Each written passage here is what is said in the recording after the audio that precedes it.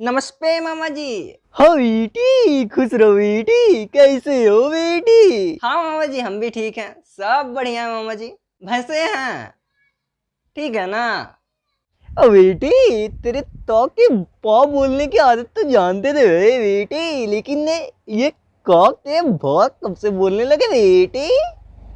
हाँ बेटी, होशियार हो रहे हो बेटी। और बताओ बेटी, मम्मी पापा सब ठीक है ना बेटे? अब बेटे, हाँ मामा जी, मापा जी, पिपा जी सब ठीक है मामा जी। अब बेटे, और वो तेरी चाचा चाची दादा दादी सब ठीक है ना बेटे? हाँ बेटे। हाँ मामा जी, चाचा जी, दादाजी, दादी जी, चाची जी सब ठीक है मामा जी। और बेटा बेटी, वो तेरी चाची की मौसी की बेटी तो बड़ी हो गई है बेटी। हाँ बेटी। अरे कुछ नहीं मोहतरमा, वो कुछ नहीं। उसके उसके स्कूल में उसकी मैडम ने क्या होमवर्क दिया ना मोहतरमा, वही बात कर रहे थे मोहतरमा। तुम चुप रहो मोहतरमा। हाँ बेटी, बोलो बेटी। हाँ मामा जी, सब बड़े हो गए मामा जी। हाँ बेटे, उसकी तो शादी हो गई हो कि क्या बेटे? शादी हो गई क्या उसकी? नहीं तो। हाँ मामा जी, भाई देख रहा है, कोई लड़की हुई नहीं मिल रहा है मामा जी। नहीं बेटे, तेरे सामने तेरी मामा है अभी जिंदा। हाँ मामा जी, हम लड़का का बात की, बुढ़ा थोड़ी। ओ बेटे, वो बहुत होशियार बन रहे बेटे। मन तो करता है चमन चोपले जैसे मारू तेरे बेटे। बदमाशी नहीं बेटे। क्या तो पूछ नहीं आया था बेटे? होमवर्क क्यों किया? सॉरी, फोन क्यों किया बेटे? फोन क्यों किया बोल बेटे।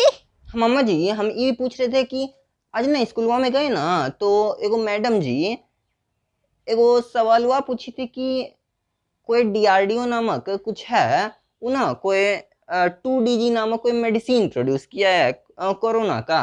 तो उसके बारे में आप कुछ जनरल इंफॉर्मेशन दीजिएगा मामा जी हमको। मम्मी तो बोल रही थी आप बहुत होशियार है मामा जी, जानते हैं मामा जी, हमको बताइएगा तो। हाँ बेटे हाँ। अरे बेटे, वो तुम्हें बचपन ही से ही था। तेरी अपनी बहना से पूछना। सॉरी, मेरी बहना तेरी मम्मी से पूछना बेटे। अरे मैं तो वो था बेटे। नहीं मोहतरमा, तुम शांति रखो ना मोहतरमा। आप क्यों बोलते हो बीच में? मैं बात ही कर रहा हूँ ना। हाँ बेटे, बोल बेटे। बताइएगा तो हम सबसे पहले बताएंगे मामा जी, मेरा ठाट वाट बनेगा। आई हो। हाँ बेटे, वो तो सीसी वाली ग्लूकोज तो बेटे हम हर रोज खाते हैं, आपकी मामी को भी खिलाते हैं बेटे। अबे ओ बेटे, अब इतने बड़े हो गए हो बेटे, अपनी मामा को अबे अबे बोल दे बेटे। बदमाश हो गए हो बेटे। हाँ, फुर्रक बेटे। नो माँ जी, अब अबे नहीं, इंग्लिश वाला अवे अवे। वो सीसी नहीं, सीसी को हटा के डीजी डीजी वाला मेडिसिन बोल रहे थे मामा जी, अवे नहीं। ओ अच्छा बेटे, वो डीआरडीओ वाली वो। हाँ हाँ हाँ हाँ हाँ, डीजी ग्लूकोज बेटे। कौन सी ग्लूकोज थी बेटे? मुझे तो कुछ पता नहीं इसके बारे में। हाँ बेटे, क्या जानना है तुझे? ओ ओ बेटे, तू जनरल इंफॉर्मेशन जानना है ना? देखिए, ये जो डीआरडीओ का ये 2DG ग्लूकोज मेडिसिन बनाया है उन्होंने, वो मेनली स्टैंड करता है 2 डीऑक्सी डी ग्लूकोज के नाम से, जो कि एक सिंपली एक मॉडिफाइड फॉर्म है ग्लूकोज का। मतलब मॉडिफाइड फॉर्म है इसलिए कह रहा हूँ क्योंकि ग्लूकोज का जो एक केमिकल स्ट्रक्चर होता है, उसका जो सेकंड ब्रांचेस होता है, उसमें से यहाँ पे ऑक्सीजन को हटा दिया गया है, एंड जो स्ट्रक्चर बचा उसी को कहे हैं 2DG ग्लूकोज। ये मेनली कोविड का मेडिसिन नहीं है, इसको कैंसर के मेडिसिन के रूप में यूज किया जा सकता है। मतलब ये एक थेरेपेटिक ट्रीटमेंट है एंटी कैंसर और एंटी वायरल एजेंट के रूप में यूज करने के लिए। ये सिंपली प्रोड्यूस किया गया है डीआरडीओ के द्वारा। मतलब डीआरडीओ एक बॉडी नहीं है, उसका बहुत सारा ब्रांच है। उसमें से एक है institute of nuclear medicine and allied sciences, जिन्होंने डॉक्टर रेड्डी लैब हैदराबाद के उनके साथ कोलैब करके इस मेडिसिन का प्रोडक्शन किया है। और वहाँ के डॉक्टर्स ये बोलते हैं कि यह मेडिसिन सबके लिए एप्लीकेबल नहीं है। मतलब उन्हीं कोविड-19 पेशेंट्स को यह मेडिसिन दी जानी चाहिए जो कि मॉडरेट और सीवियर कोविड-19 पेशेंट हैं। माइल्ड जिनका सिम्टम्स है उनको ये नहीं देना है। साथ साथ डॉक्टर ये भी बताते हैं कि इस मेडिसिन कोई एक रेयर ड्रग मेडिसिन नहीं है। मतलब इसकी प्रोडक्शन आसानी से बहुत ही बड़े पैमाने में इंडिया में ही की जा सकती है। एंड साथ साथ वो ये भी बताते हैं कि ये ऐसी मेडिसिन है जिसको इंजेक्शन के द्वारा बॉडी में इंटर किया जाए। मतलब ये एक सिंपली ग्लूकोज मान लीजिए, मतलब ग्लूकोज पानी जैसे हम लोग घोरते हैं, simply as simple as that है। मतलब ओरली उसको लेना है, मतलब पानी में मिक्स करके पी जाना है, अंदर जाके वो बॉडी के अंदर जाके अपना काम करेगा। चलिए अब ये तो हो गया, अब चलते हैं कि देखते हैं नीपू के मामा ने नीपू बाबू को क्या समझाया है, मतलब इस मेडिसिन के जनरल इन्फॉर्मेशन क्या दी है। चलिए देखते हैं। बेटे देख, मेडिसिन का नाम क्या है बेटे? टू टू डी जी बेटे। तो बेटे देख, डी डी फॉर बेटे, डी फॉर डंकी, डंकी बेटे डंकी। और बेटे जी फॉर गधे बेटे, होशियार हो रहे हो। तो बेटे देख, डंकी गधे, देख मीनिंग सेम है, तो मीनिंग सेम है, वर्ड अलग है, दो है, तो इसलिए टू डी जी बेटे। कैसे लगे बेटे? ओ मामा जी, क्या एक्सप्लेन किया मामा जी आपने, आया कमाल। आपका तो फैन हो गया मामा जी। Bye bye bye bye. और मामा जी इसके पीछे टेक्नोलॉजिया की इस्तेमाल हुआ है मामा जी, हमको तो समझे में नहीं आता, मतलब कैसे ही काम करता है मामा जी, बताएंगे मामा जी आपको। हाँ मामा जी। देखिए जैसा कि मैंने बताया कि इस दवाई को कैंसर ट्रीटमेंट के लिए बनाया गया है, लेकिन ये कोविड-19 पेशेंट्स के रूप में कैसे इस्तेमाल की जा सकती है, कैंसर ट्रीटमेंट में ही ये कैसे इस्तेमाल की जा, मतलब इसमें कौन सी टेक्नोलॉजी यूज की गई है, मतलब कैसे ये वर्क करती है एक्चुअली। तो ये मतलब इसके लिए हम लोग थोड़ा सा बायो में घुसना पड़ेगा, कि जो कि एक बेसिक बायो है कि मतलब किसी भी लिविंग बींग्स को जीने के लिए क्या चाहिए, मतलब ऑक्सीजन तो चाहिए, साथ साथ ऑक्सीजन मतलब एनर्जी चाहिए किसी भी लिविंग बींग्स को जीने के लिए। और ह्यूमन बींग्स की बात करें तो एनर्जी का मेजर फॉर्म क्या है, ग्लूकोज, कार्बोहाइड्रेट यानी।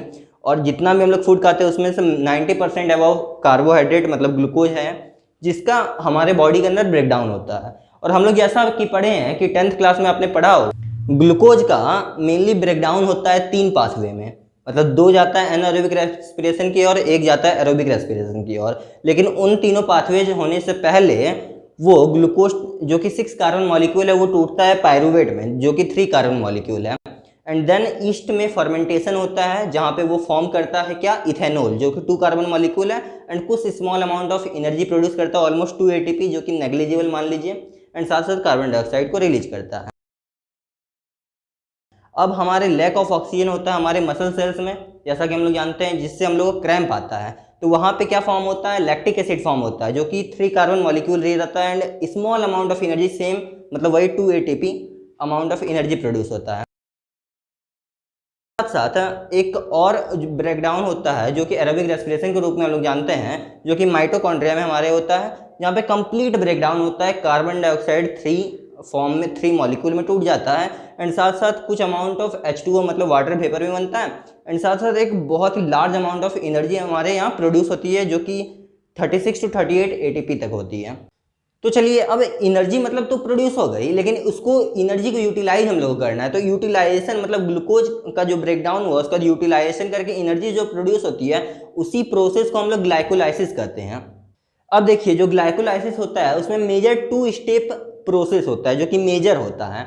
मतलब मेनली ग्लूकोज जो होता है वो टूटता है फर्स्ट में किसमें, ग्लू 6 फॉस्फेट में टूटता है, किस एंजाइम के द्वारा, हेक्सोकाइनेज के द्वारा। और फिर वो ग्लू 6 फॉस्फेट फ्रुक्टोज में टूटता है किस एंजाइम के द्वारा, फॉस्फोग्लूकोज आइसोमरेज के द्वारा। तो ये मेनली 2 स्टेप मेजर प्रोसेस हुआ और उसके बाद फिर फ्रुक्टोज यूटिलाइज होकर लार्जली हम लोग को एनर्जी ऑब्टेन्ड होता है। ठीक, तो ये था बेसिक कॉन्सेप्ट कि कैसे हम लोग एनर्जी यूटिलाइज करते हैं, कैसे एनर्जी फॉर्म होता है, हम लोग को मिलता है। ठीक है, तो अब हम लोग जानते हैं जैसा वायरस बॉडी के बाहर रहने पे वो डेड कहलाता है, लेकिन बॉडी के अंदर आने पे उसको एनर्जी चाहिए, अपने आप को होस्ट सेल में मिल जाता है, तो उसको एनर्जी चाहिए रेप्लिकेट करने के लिए, रिप्रोडक्शन होने के लिए एंड साथ साथ जीवित रहने के लिए। ठीक है, और कैंसर सेल्स में भी यही होता है कि वो रेप्लिकेट करते जाता है। तो यहाँ पे मेनली ये होता है कि अब क्या किया है, 2-डीऑक्सी ग्लूकोज को लेते हैं, तो 2-डीऑक्सी ग्लूकोज में एक ऑक्सीजन को तो निकाल लिया है सेकंड ट्रांस से। अब उसका जो ग्लाइकोलाइसिस होता है तो वो मेनली टूट जाता है फर्स्ट में किसमें, 2-डीऑक्सी 6 ग्लूकोज फॉस्फेट में टूटता है। ठीक है, और सेम एंजाइम रहता है हेक्सोकाइनेज के द्वारा। लेकिन उसके बाद फिर जो ये बना 2-डीऑक्सी डी ग्लूकोज 6 फॉस्फेट, ये फर्दर यूटिलाइज नहीं हो पाता है, मतलब इसका फर्दर यूटिलाइजेशन ब्रेकडाउन नहीं हो पाता है, मतलब फ्रुक्टोज में जैसे उसका हुआ था मेनली सिंपल ग्लूकोज का, लेकिन इसमें नहीं हो पाता है। एंड यही सिंपल रीजन जो कि हॉल्ट कर देता है उस वायरस या उस कैंसर सेल्स का रेप्लिकेशन होने से, और यहीं पे वो रेप्लिकेट नहीं कर पाते हैं, एंड साथ साथ कहीं ना कहीं उनका अंत यहीं से शुरू होता है।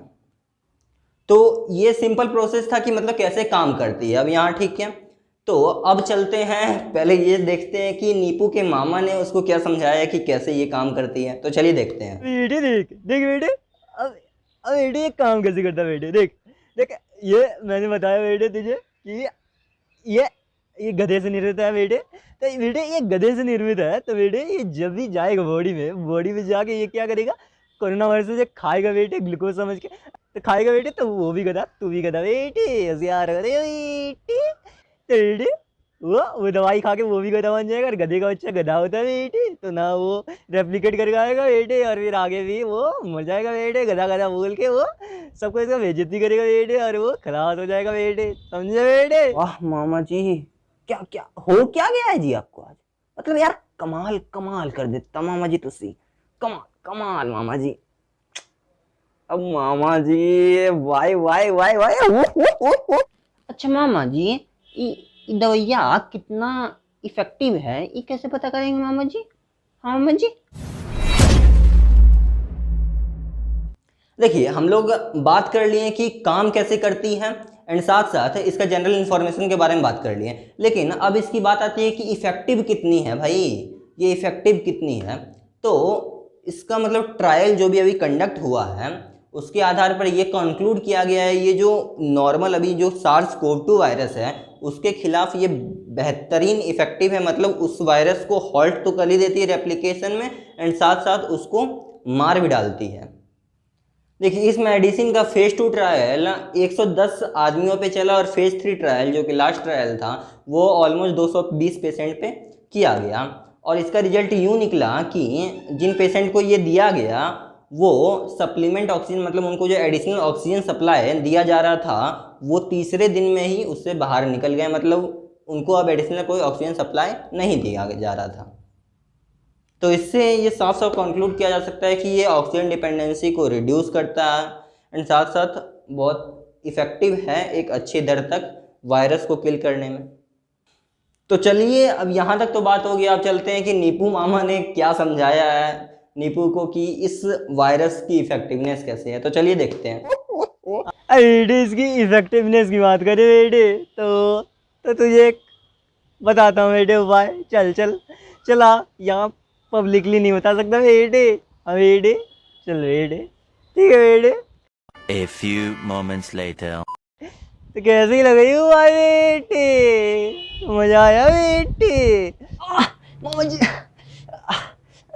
अब पता चल गया मामा जी कितना इफेक्टिव होता है मामा जी, उस गधे का साला लात मारा मामा जी पता चल गया। अब कुछ रहा ही नहीं मामा जी, कुछ नहीं रहा मामा जी, अरे भाई कुछ नहीं रहा मामा जी, अब कुछ नहीं। आज तो मेरा शक यकीन में बदल गया मामा जी कि आज एक नंबर के चमन चूपिए हैं मामा जी आप, एक नंबर के। ओ बेटे थैंक यू बेटे, थैंक यू। ओ बेटे अब इतने बड़े हो गए बेटे, अपने माँ को बेटे बोल दे बेटे बेटी। और मामा जी बहुत सारा अभी एक्सपर्ट भी बोलते हैं ना कुछ कुछ कि अपना राय देता है मामा जी, तो इसमें एक्सपर्ट का क्या कहना है मामा जी, बताएंगे आप? बताइएगा तो मामा जी। तो मेनली सब एक्सपर्ट्स का भी यही मानना है कि पहले तो ट्रायल इतनी कम लोगों में हुआ है, मतलब इंडिया की आबादी 140 करोड़ ऑलमोस्ट है, उसमें से 500 पेशेंट पे ट्रायल हुआ है, तो ये तो एकदम नेग्लिजिबल अमाउंट है, इसलिए बड़े स्तर पर ट्रायल होना चाहिए। तो इसलिए बहुत सारे डॉक्टर बोल रहे हैं कि कैसे मान लें कि ये इतनी इफेक्टिव है, क्योंकि ट्रायल तो ऑलमोस्ट नेग्लिजिबल अमाउंट ऑफ लोगों में हुआ है। एंड साथ साथ डॉक्टर रे कहते हैं कि जैसे प्लाज्मा थेरेपी पहले तो मान रहे थे कोविड-19 के पहले कि ये बहुत ही इफेक्टिव है, लेकिन बाद में पता चल ही गया कि इसका तो कोई मायने नहीं रखता है, तो इस ड्रग का भी तो कुछ ना कुछ होना चाहिए। तो मेनली वही है कि बहुत ही कम लोगों में हुआ है ट्रायल, तो मानना यही है कि क्यों ज़्यादा लोगों में होना चाहिए, तभी इतने बड़े पॉपुलेशन को इस ड्रग का डोज देना चाहिए। लेकिन अगर बात करें कि डॉक्टर्स ने, जो कि डॉक्टर रेड्डीज लैब और इनमास के डॉक्टर्स ने बोल दिया है कि इसको एक मेन ट्रीटमेंट नहीं है, ये कोविड-19 का एडिशनल ट्रीटमेंट के रूप में ये उपयोग हो रहा है। तो जब भाई एडिशनल ट्रीटमेंट के रूप में उपयोग हो रहा है एंड साथ साथ ये काम भी कर रहा है, तो यार हर्ज क्या है। माना कि कुछ ना कुछ साइड इफेक्ट्स हो सकता है, कोई डॉक्टर गलत नहीं है, ना मैं इनमास या डॉक्टर रेड्डीज लैब को गलत बता रहा हूँ, ना कि जो अदर डॉक्टर हैं जो कि एक सवाल खड़ा कर रहे हैं, कोई गलत नहीं है, सब अपनी अपनी जगह पे सही है। लेकिन अगर यूज की बात की जाए, तिनके को डूबते का सहारा। वहीं एडवांटेजेस भी बहुत सारे हैं यार इसके, जैसे ये मतलब ट्रायल के अनुसार ये 42% डिपेंडेंसी, ऑक्सीजन डिपेंडेंसी को रिड्यूस करता है, जो कि मतलब ऑलमोस्ट अभी में मतलब जीवन दान है, क्योंकि ऑक्सीजन की इतनी कालाबाजारी हो ही रही है एंड साथ साथ इतना पेशेंट्स भी आ रहे हैं ऑक्सीजन का, और बहुत सारे पेशेंट्स को बेड भी नहीं मिल पा रहा है क्योंकि एडिशनल ऑक्सीजन लगा के रखे हैं, तो उन सारे बेड भी खाली होंगे इस वजह से। एंड साथ साथ ये 30% जो कोविड-19 वायरस है उसको भी किल करने में कारगर है। हाँ बेटे, हाँ ओ एक्सपर्ट। हाँ बेटे, उसी से तो तेरी मामी ने अभी मुझे बर्तन धुलवाए बेटे। हाँ बेटे, नहीं मोहतरमा, आपको नहीं बोल रहा हूँ मोहतरमा। ओ मोहतरमा, नहीं। हाँ बेटे, ओ उस एक्सपर्ट की बात कर रहे बेटे। एक एक्सपर्ट कुछ नहीं, सब हम ही से राय लेते हैं बेटे। आप तो जानते ही मैं कितना बड़ा एक्सपर्ट हूँ बेटे। हाँ बेटे, तो आज के लिए बस इतना है बेटे। बेटे मुझे कॉल आ रही है, PM का कॉल आ रहा है बेटे। रखता हूँ बेटे, रखो।